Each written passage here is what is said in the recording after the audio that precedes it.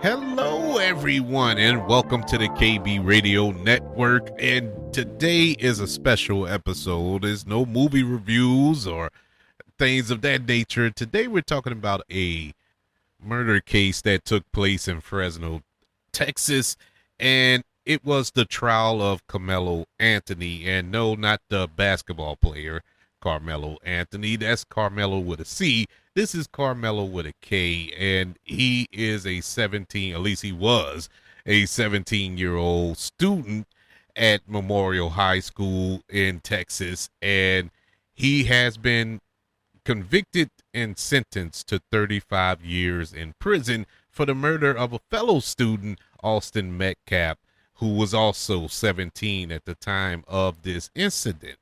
Now, this was pretty much an open and shut case. But what intrigued me about this is the racial divide that took place. Now, this happens all the time with certain cases that sweep the nation, going all the way back to the Rodney King incident that took place in the 90s, the OJ trial, and all this here. Is always a racial element involved that sparks the nation, that just sweeps the nation, and it divides the nation, more divided than what we are already, because this nation is already divided. Just watch the news. It doesn't help when you see cases like this. But now, since we've gotten a verdict on it, I think it's going to be even more polarizing, because of there's the question of should he had been charged with manslaughter instead of murder, because he proclaims that it was self-defense as opposed to just a cold-blooded murder. So in order to come to a fair conclusion, I figured we'd go over everything that took place that led to this 35-year sentencing of Karmelo Anthony on June the 9th of 2026. So let's run it down. Let's go back to April 2nd of last year, 2025, and Austin Metcalf, who is a white 17-year-old student at Memorial High School, was murdered by Karmelo Anthony, a black Century High School student at the same age, while attending a school track meet in Fresno, Texas. Karmelo Anthony stabbed Austin Metcalf after an altercation, and Metcalf died from those injuries. Karmelo Anthony, he surrendered himself to authorities soon after the stabbing and was charged with murder. He pled not guilty, alleging self-defense in that incident. Just to give you a background on both of these young men, Austin Metcalf, he was born on July the 31st, 2007. He was a junior at Memorial High School in Fresno, Texas. He was a MVP linebacker on the football team and participated in track and field. He has a twin brother named Hunter, who also played football at that high school. Karmelo Anthony, he was a student and an athlete for the track team and football team, where he served as captains on both of those teams at Century High School, also in Fresno, Texas. Anthony and Metcalf did not know each other prior to this altercation. Anthony was actually born in Baton Rouge, not too far from where I am right now, and was the oldest of four children in his family. He had no prior criminal record up to this incident. Let me just say, going forward, this next section, it may be triggering, because we're going to go over that incident that took place that unfortunately Austin Metcalf lost his life on. So if you don't want to hear the details and go over it with us, I fully understand.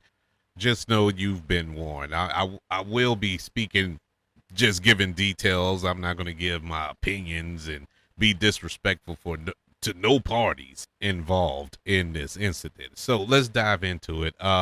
The stabbing occurred at the Memorial High School tent at the David Kaikendo Stadium at around 10 a.m. Central Time on April the 2nd of 2025.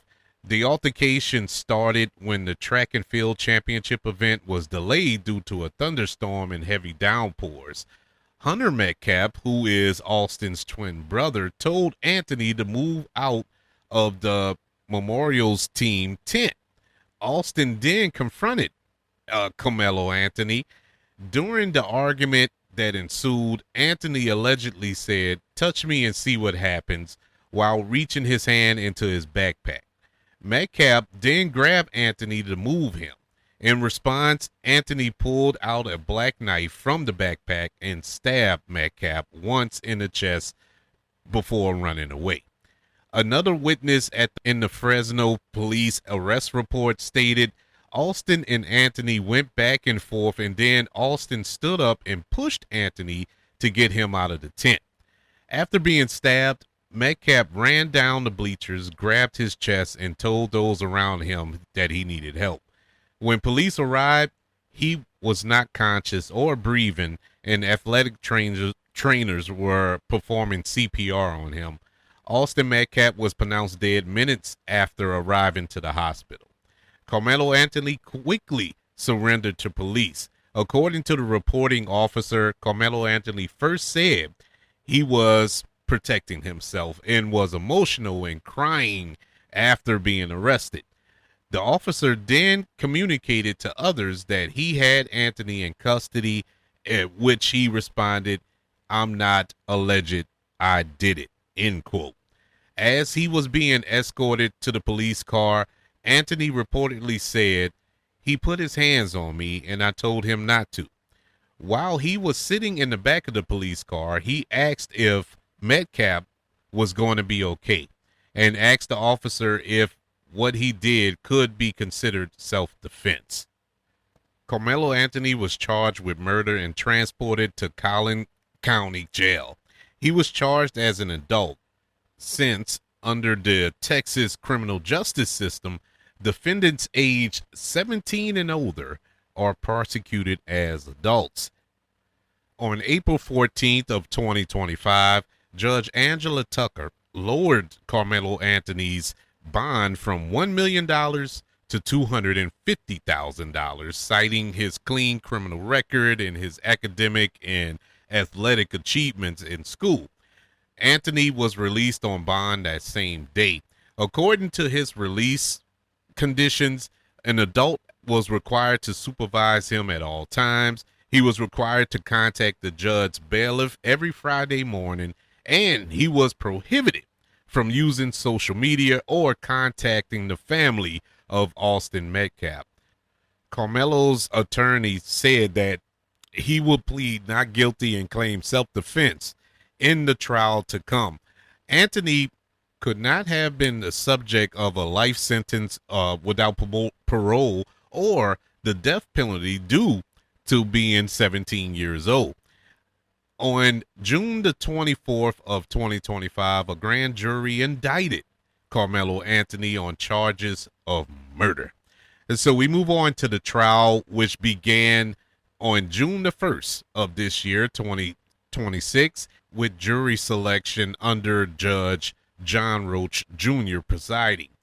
Jurors filled out their questionnaires, and the jury pool included nearly 600 people. During selection, the defense raised a Batson challenge after the prosecution struck 3 black female jurors from the pool, of whom the defense considered to be similarly saturated to a white female juror that was not struck. Now, if you don't know what a Batson challenge is, you're not alone, because I didn't. And so I had to look it up. So the term Batson challenge describes the objection of an opposing counsel's use of a challenge to exclude a juror from a jury pool based on the criteria of the courts have found disqualifying, as race was the sole ratification of that exclusion, I should say. Now, the prosecution argued that the 3 women were struck for race neutral reasons, namely their status as teachers of school-age children. And so Judge Roach sided with the prosecution and permitted the strikes. On June the 3rd, the jury was seated with no black jurors, though several were people of color, including the alternates. But as far as black or African American, as they like to call it, no. It was comprised of 11 women and 7 men. One of the seated jurors was an educator who did not work in a traditional school environment. Opening statements began on June the 4th with Collin County District Attorney stating the killing was a provoked, unjust murder in which Anthony had provoked Metcalf to touch him, and that Metcalf pushed and shoved before Anthony stabbed him in a sneak attack using a concealed knife.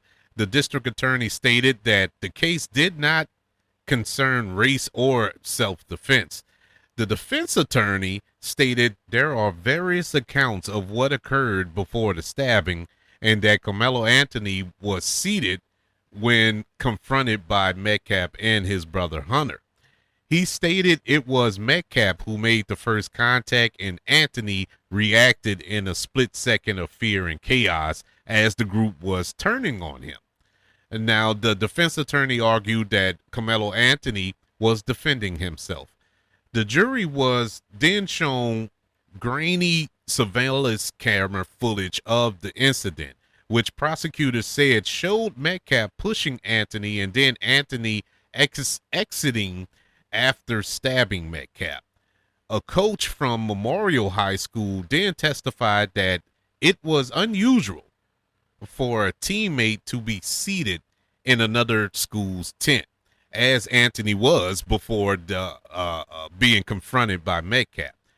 Jurors also heard testimony from the coach of Liberty High School who viewed the aftermath of the stabbing, as well as heard the 911 emergency calls following the stabbing and viewed Metcalf's blood-stained jacket. The defense asked the Liberty High School coach if it was normal for students from different schools to converse and asked where athletes warming up would be sheltered. Students who were under the tent during the stabbing testified on June the 5th. A student witness stated that people, including Metcalf, had confronted Anthony and asked him to leave the tent, to which Anthony allegedly said, "Touch me and find out," and kept his hands in his backpack, warning that he had something. Witnesses estimated Anthony was asked to leave as many as 15 times. The witness said that they did not try to gain up on Anthony and that the exchange lasted about 2 minutes. Multiple students labeled Karmelo Anthony as the aggressor and that he had entered the tent to escape the rain. The defense cross-examination focused on the disparities between the students' testimonies and the account they initially provided to law enforcement. They further established the physical difference between Karmelo Anthony and Austin Metcalf, with the latter being 50 to 60 pounds heavier, and emphasized Metcalf and others' position over Karmelo Anthony, who was seated. First responders, including a paramedic and school resource officer who arrested Anthony, gave testimonies as well. The defense case started on the afternoon of June the 5th, after the prosecution rest. The defense called Anthony's coach, who testified that it was not usual for athletes from different schools to share tents, and a Fresno Memorial student gave a different account of the confrontation, saying Metcalf grabbed Anthony before the stabbing.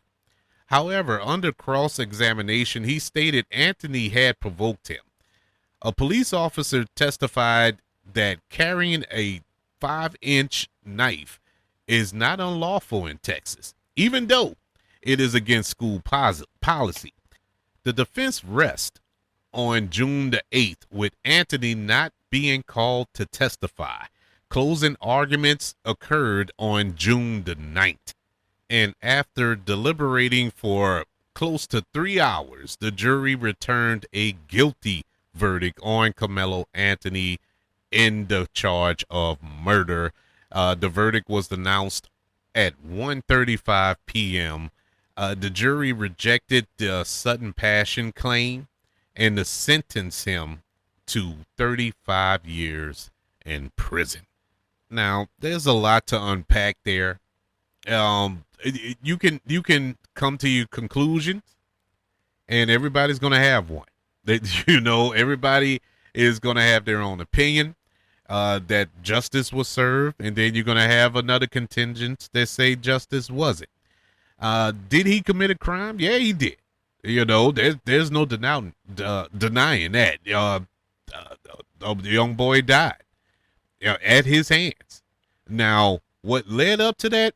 That's where it gets iffy. That's where the waters get a little treacherous, because I finally believe this is my belief. I believe that it was an altercation that took place, and I believe that it was started by Metcalf. Now, do I believe that whatever Metcalf was saying or doing or whatever warranted being stabbed in the chest? No. That's where the problem come in at. No. Now, I can see the intimidation factor of it all too. I mean, you're behind enemy lines here. You're under this other team's tent. It's raining. He's not thinking about that. He's trying to get out the rain. You're trying to stay dry, and he didn't care. I guess he felt it was harmless. Who knows? Or maybe he felt like, I don't care what they think. Who knows? I don't know what he was thinking at that moment. But I certainly believe that he wasn't thinking about killing anybody in that moment. That was the last thing on his mind. Now, why is he carrying around a knife? That's a whole nother issue. That's a whole nother problem within itself. And so there's a lot of things, like I said, there's a lot of factors that go into this, to whereas what is the thing? What does the punishment fit the crime? I guess you could say. Does he deserve 35 years in prison? My humble opinion, no. I don't think he deserves that. I don't think he should have been charged with murder. He should have been charged with manslaughter, in my humble opinion. And yes, he should have spent some time in jail, in prison. I don't think he's a murderer. Now, let me try to make this clear for all of you who don't understand where I'm coming from. Just because I don't think he's a murderer doesn't mean that I think he's not guilty. Yes, he is guilty. He is guilty of taking that young man's life. There's no denying that. But I don't think he's a murderer. I think it should have been manslaughter, if anything. Now, getting into the trial of it all, starting with the jury selection and all that there, I mean, come on. You can't tell me there's no funny business going on with this trial, with the jury. That screamed guilt. That's how I knew it was guilt. I knew it was going to be guilty.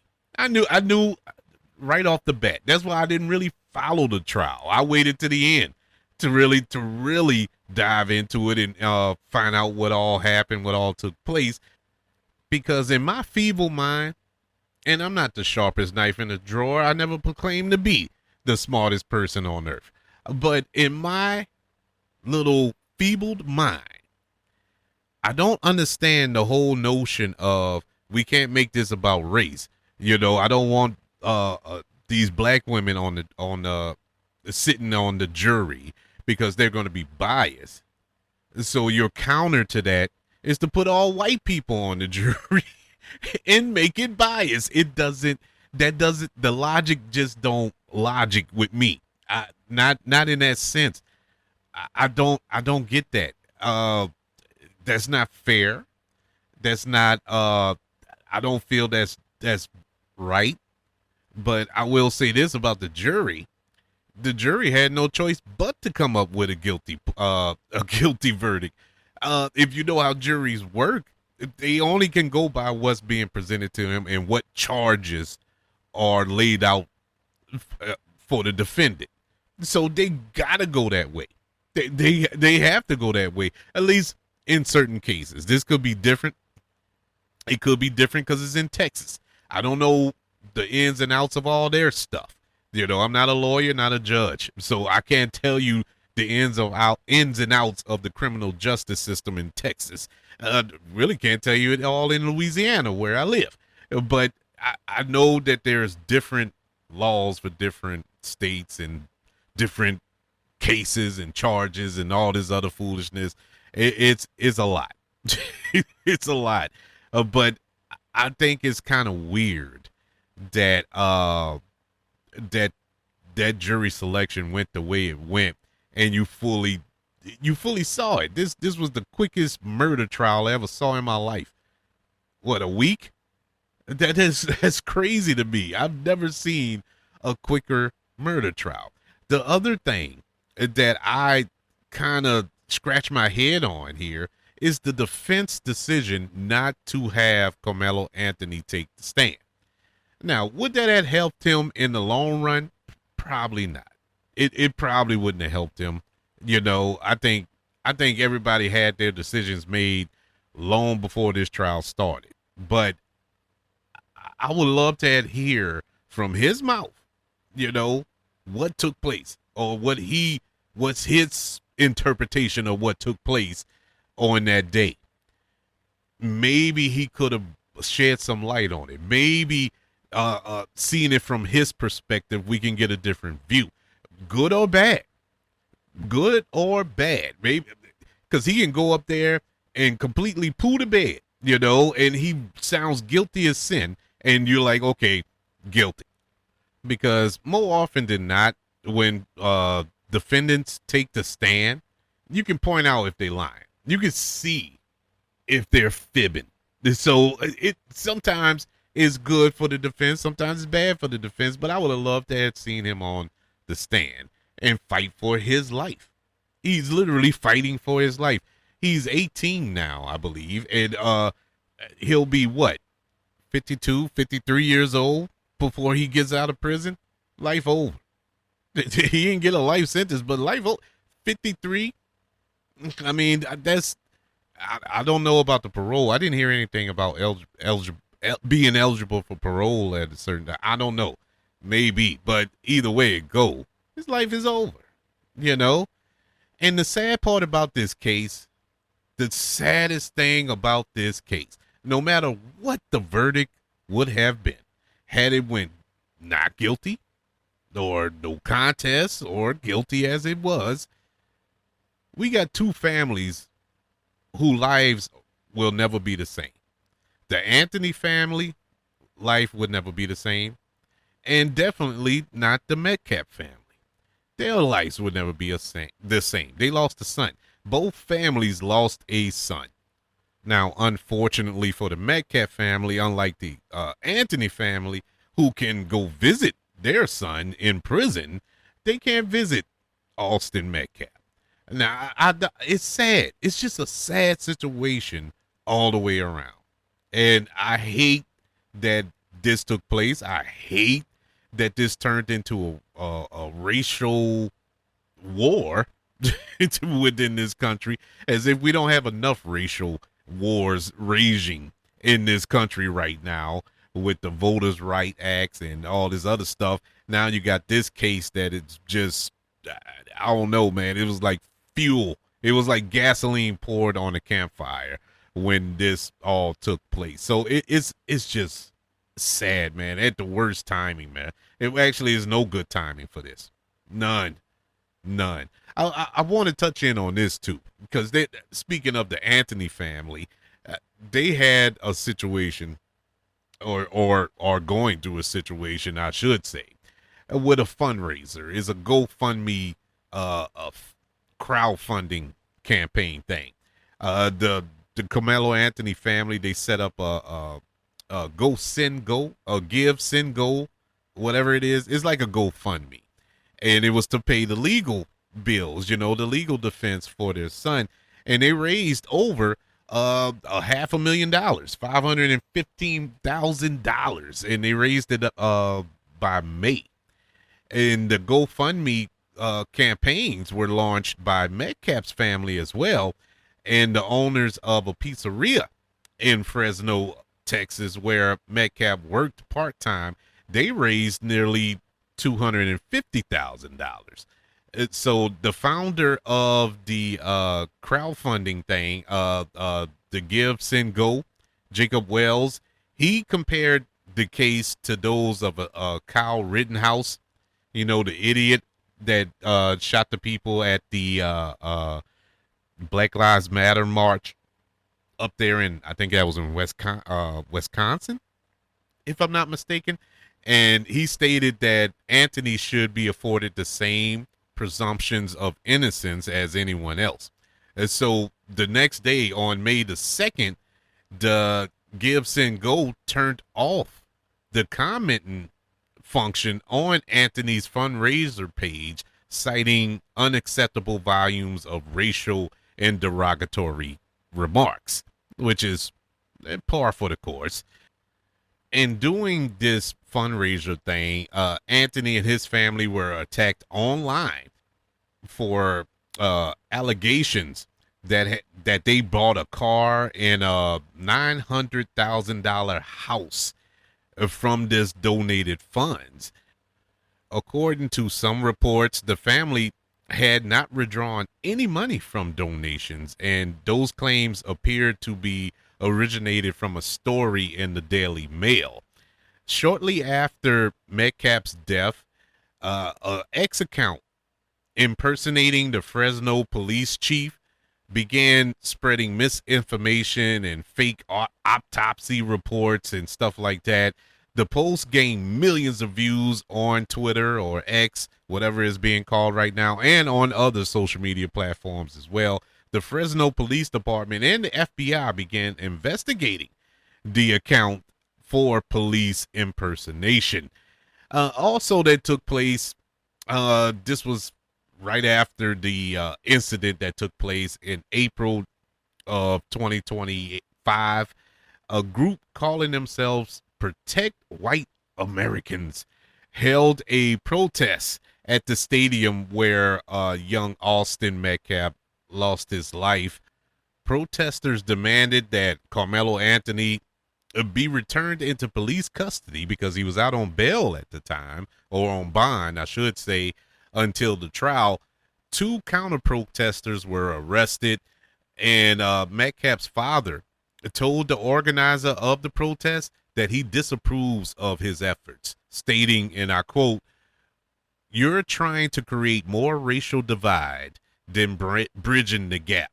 I do not condone anything you do," end quote. He also requested that his son's school portrait be removed from this group's website. And so big ups to Mr. Metcalf in that fight, man, because that's just stupid. that's just dumb. Protect white Americans from what? From who? from yourselves? But anywho's, yeah, that's pretty much the case in the nutshell. I just wanted to run through it, and for those of you who probably don't know and probably see it pop up on your feeds all over the place, because it's everywhere. It's all over the place, and it's causing such a rift within these two communities, the black community and the white community. And sadly, I hate to feel this way, but this is pretty much what it is. I don't think that's by accident. I think this is, just look around at the climate. Look at the racial divides, man. How everything is being ripped apart. And this just played right into the narrative that this country is currently setting. The message that's being sent by this country. And it's sad, it's embarrassing, and it's tough. It's really tough. Because, man, in the words of Rodney King, why can't we all just get along? Why can't we just live our lives? Just live our lives. Just incidents like this happen. It happens all the time. It happens black on black. It happens white on white. It happens everywhere. It doesn't have to be a racial thing. Now, is there racial undertones through this case? Absolutely. You can't avoid them. You can't avoid them. But most of that took place after the fact. I can't tell you yay or nay if the incident between Karmelo Anthony and Austin Metcalf was racially motivated. I think it was more territorial thing. A school, we all was in high school. We all had that rival high school, and we all did our things with that. But I don't think it was racially motivated. At least that was never mentioned in any of the witnesses' reports or anything like that. So that never came up until the trial, until actually the arrest. And all from that moment on, it was black versus white. And I hate that it just turned into that, because that wasn't the motivations of what took place. Karmelo Anthony did not kill Austin Metcalf because he was white. He killed him because he felt threatened. He could have been white, Hispanic, or Asian, whatever, or black. He felt threatened, and that's why he was carrying a knife, I guess. I don't know. Like I said, I don't know, because he didn't take the stand. I wish he would have took the stand. But anyways, my condolences to the Metcalf family, and also in my thoughts, the Anthony family, because it's definitely not going to be easy for them either. So, yeah, man, tough. And trust me, this is not the end of it. This conviction is not the end of this racial divide. It's only, sadly, the beginning. But I'd like to know your thoughts of this case. Did you agree with the judgment? Do you feel that this should have been tried differently, maybe? Do you think that Karmelo Anthony should have took the stand? What are your thoughts on this case? Let me know. Email the show, kbradiopodcast@gmail.com. You can also search for the show on all social media platforms. Just search for the KB Radio Network. Also, don't forget about YouTube. Subscribe to the KB Radio Network channel, and like this video if you don't mind. Don't forget about the 5 stars, the reviews, and sharing this show if you're listening on Apple Podcasts, Spotify, iHeartRadio, wherever you are currently listening to the KB Radio Network. Everybody, thank you for joining me as we went over this trial of Karmelo Anthony, as he's been found guilty of murder, sentenced to 35 years in prison. I just want to let you all know that I love you, continue to love everybody, and until we speak again, you all be blessed.